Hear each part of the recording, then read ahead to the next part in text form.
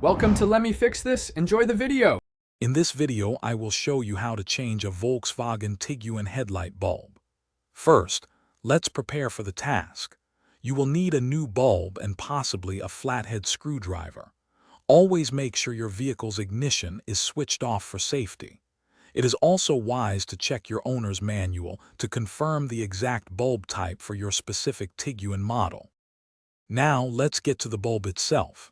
Open your Tiguan's hood and find the back of the headlight unit. You'll see a round plastic dust cover. Gently turn this cover counterclockwise to remove it. Once the cover is off, you can access the electrical connector. Carefully disconnect this connector from the back of the old headlight bulb. With the connector detached, it's time to remove the old bulb. Depending on your Tiguan model, you might twist the bulb holder about 30 degrees counterclockwise or simply unclip it. Carefully pull out the old bulb. When installing the new bulb, handle it by its base. Never touch the glass, as oils from your skin can cause premature failure. Push the new bulb firmly into its housing.